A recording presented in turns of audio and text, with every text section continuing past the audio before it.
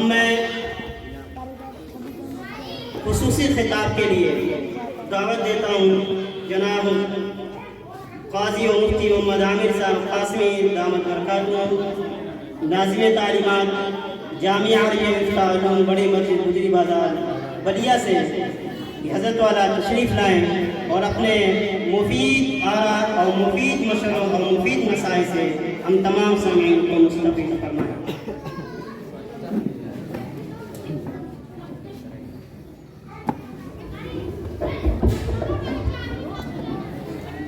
السلام علیکم ورحمۃ اللہ وبرکاتہ۔ نحمده ونصلي على رسوله الكريم اما بعد فاعوذ بالله من الشيطان الرجيم بسم الله الرحمن الرحيم والذين جاهدوا فينا لنهدينهم سبلنا وان الله لمع المحسنين صدق الله العظيم۔ معزز علماء کرام، مہمانان اعلام، عزیز دوستوں، ساتھیوں اور پیارے بچوں، ہم جس ملک میں رہتے ہیں یہ ملک ایک عظیم ملک ہے اور یہ ملک ایک قدیم ملک ہے، یہ ملک ایک تاریخی اور ایک روایتی ملک ہے۔ یہ سارے صفات اس ملک کے ساتھ متصف اس لیے بھی ہے کہ اس روئے زمین پر سب سے پہلے جب اللہ تبارک و تعالی نے بطور انسان اور بطور نبی جب کسی کو بھیجنے کا ارادہ کیا تو اللہ جل جلالہ و عز والہ نے اسی ملک کی سرزمین کا انتخاب فرمایا اور اسی ملک کی سرزمین پر اللہ تبارک و تعالی نے سب سے پہلے بطور انسان اور بطور نبی حضرت آدم علی نبینا علیہ السلام کو مبعوث فرمایا۔ اس لیے ہمارا یہ ملک ایک عظیم ملک ہے کیونکہ حضرت آدم علی نبینا علیہ السلام قیامت تک کے آنے والے تمام انسانوں کے باپ ہیں۔ قیامت تک کے آنے والے تمام انسان چاہے وہ کسی بھی مذہب اور قوم سے تعلق رکھنے والے ہوں، وہ سب کے سب حضرت آدم علی نبینا علیہ السلام کی اولاد۔ اس لیے ملک عظیم بھی ہے اور قدیم بھی ہے اور تاریخی بھی ہے اور روایتی بھی ہے۔ اس سے آگے بڑھیں کہ اللہ کے نبی جناب محمد رسول اللہ صلی اللہ علیہ وسلم نے اس ملک کے لیے دعا فرمائی ہے اور دعا دی ہے۔ چنانچہ جناب محمد رسول اللہ صلی اللہ علیہ وسلم ہم جس ملک میں رہتے ہیں اس ملک کے لیے آپ نے یہ دعا فرمائی تھی کہ مجھے ہند سے دین کی خوشبو کی ہوا دی۔ حضور اکرم صلی اللہ علیہ وسلم نے یہ دعا فرمائی ہے کہ مجھے ہند سے دین کی خوشبو کی ہوا آتی ہے۔ میں آج اس موقع پر خاص طور سے کہنا چاہتا ہوں کہ حضور اکرم صلی اللہ علیہ وسلم کی جب یہ دعا ہے اس ملک کے لیے تو قیامت تک کی ساری دنیا کی ساری باطل طاقتیں مل کے اس ملک سے دین اور دین کے ماننے والوں کو قیامت تک نہیں مٹا سکتے، کیونکہ میرے نبی کی دعا ہے اور اللہ کا فضل ہے کہ حضور اکرم صلی اللہ علیہ وسلم کی دعاؤں کی برکت کی وجہ سے تعلیم بھی نبوت کا حصہ ہے، تبلیغ بھی نبوت کا حصہ ہے۔ اللہ تبارک و تعالی نے آپ صلی اللہ علیہ وسلم کی دعاؤں کی برکت ہی کی وجہ سے علمی مرکز مادر علمی دارالعلوم دیوبند عطا فرمایا اور تبلیغی مرکز نظام الدین بغل والی مسجد عطا فرمائی۔ یہ حضور اکرم صلی اللہ علیہ وسلم کی دعاؤں کی ہی برکت ہے۔ ان دونوں تعلیمی اور تبلیغی مرکزوں سے آج سارا عالم سیراب ہو۔ یہ اللہ کے نبی کی دعاؤں کی برکت ہے۔ آپ اچھے سے اس بات کو سمجھیں آگے چلیں۔ عزیز طلبہ، آپ سے میں خاص طور پہ متوجہ ہوں، آپ اس بات کو دھیان سے سنیں اور تاریخ کو اپنے ذہن میں محفوظ رکھیں تاکہ آپ ایک وقار کے ساتھ چلیں اور بڑھیں اور آپ سمجھ لیں کہ یہ ملک ہمارا ہے۔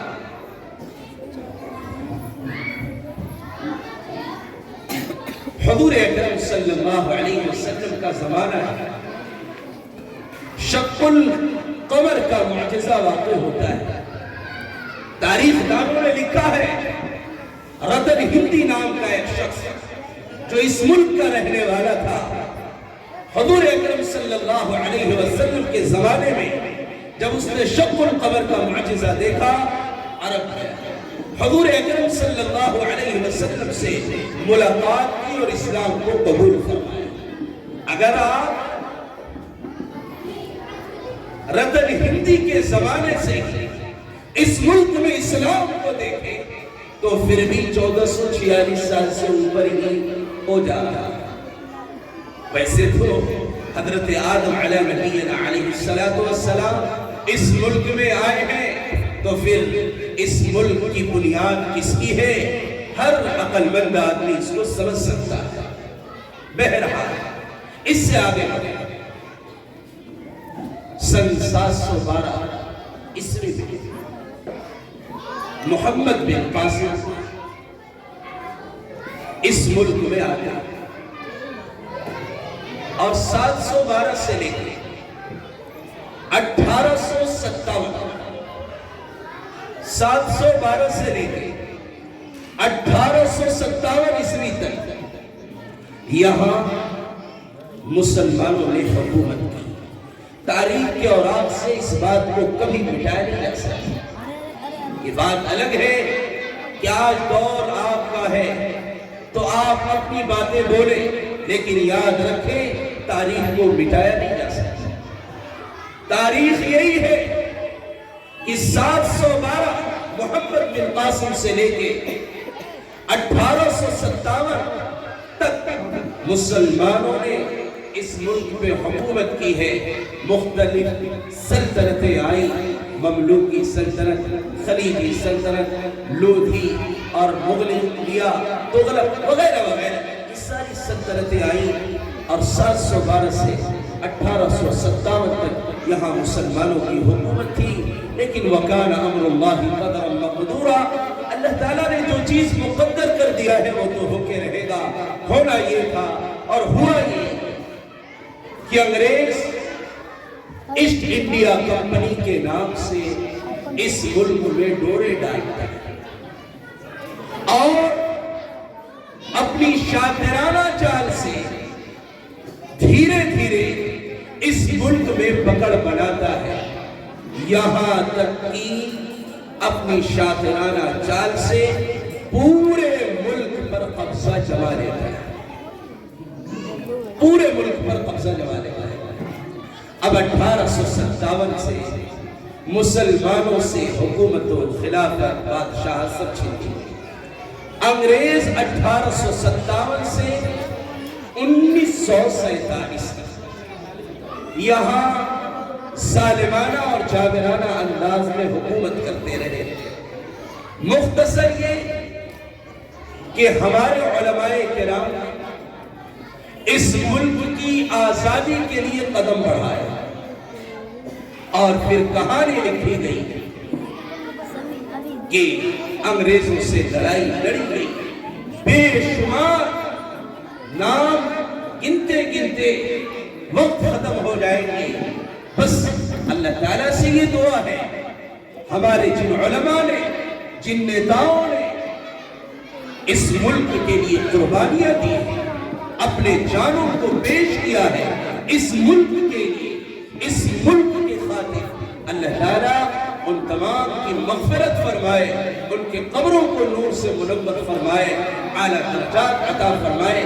بے شمار علماء کا نام ہے، ایک لمبی فہرست ہے، نام شمار کرتے کرتے آدمی تھک جائے گا۔ بہرحال ہمارے علماء کرام خصوصاً حضرت مولانا قاسم صاحب نانوتوی رحمت اللہ علیہ مولانا رشید احمد صاحب گنگوئی رحمت اللہ علیہ، حاجی امداد اللہ صاحب مہاجر مکی رحمت اللہ علیہ، حضرت مولانا محمود حسن دیوبندی رحمت اللہ علیہ، حضرت مولانا شیخ الاسلام مولانا حسین احمد مدنی رحمت اللہ علیہ، مولانا ابوالکلام آزاد، مولانا حفظ الرحمان سوہاروی اور بہت سارے اکابرین نے انگریزوں سے ٹکر لی، اور ہمارے ملک کے کچھ لیڈر اور کچھ نیتاؤں نے جیسا کہ مہاتما گاندھی، سبھاش چندر بوس وغیرہ وغیرہ یہ لوگ بھی ہیں، اور پھر انگریزوں سے لڑائی لڑی گئی اور ہمارا یہ ملک 15 اگست 1947 کو بڑی مشکلوں اور بڑی قربانیوں کے بعد آزاد ہوا۔ یعنی آپ اندازہ لگائیں 1857 سے 1947 تک کا یہ کتنا لمبا زمانہ ہے، کتنی مشکلوں سے ہمارا ملک گزرا ہوگا، پھر ہمارے اکابرین کی ہی قربانیوں سے ملک آزاد ہوا۔ لیکن آج حال یہ ہے، کسی کہنے والے نے کہا ہے جب گلستان کو خون کی ضرورت پڑی، جب گلستان کو خون کی ضرورت پڑی، سب سے پہلے ہماری ہی گردن کٹی۔ اب کہتے ہیں ہم سے یہ اہل وطن، یہ چمن ہے ہمارا تمہارا نہیں۔ بہرحال یہ ملک آزاد ہوا، لیکن چونکہ ملک کو چلانے کے لیے ایک نظام ضروری تھا، جیسا کہ آپ نے ابھی اس مدرسے کے طالب علم محمد عیسیٰ سے تفصیل سے سنا کہ کمیٹی تشکیل بھی کی گئی اور بھیم راؤ امبیڈکر کی صدارت میں اس ملک کو چلانے کے لیے قانون بنایا گیا، اور اس ملک میں جو روحانی چیز تھی اور بنیادی چیز تھی وہ یہ تھی کہ ہر ایک کو اپنے مذہب کے اعتبار سے جینے کا پورا حق اور پورا ادھیکار ہوگا۔ لیکن آج اسی جمہوریت کا گلا گھونٹا جا رہا ہے، خون کیا جا رہا ہے، جس کی وجہ سے ہمارے ملک میں جو گنگا جمنا کی تہذیب تھی وہ تہذیب پھسل رہی ہے، لڑک رہی ہے، بلبلا رہی ہے۔ لہذا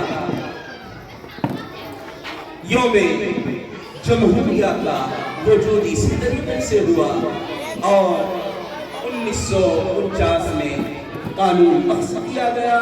1950 میں 26 جنوری کو باضابطے یوم جمہوریہ کا آغاز ہوا۔ تو عزیز طلبہ، آج کی تاریخ اس لیے ہے کہ آج کے دن اس ملک کو چلانے کے جو نظام، قانون، اصول بنائے گئے وہ آج کے دن، اس لیے آج کے دن کو اردو میں یوم جمہوریہ کہتے ہیں، اور ہندی میں گنتنتر دیوس کہتے ہیں، اور انگریزی میں اس کو ریپبلک ڈے کہتے ہیں۔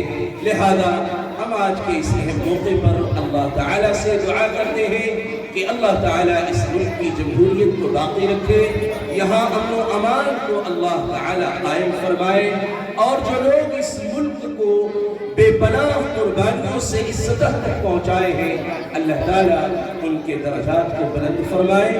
وآخر دعوانا ان الحمد للہ رب العالمین۔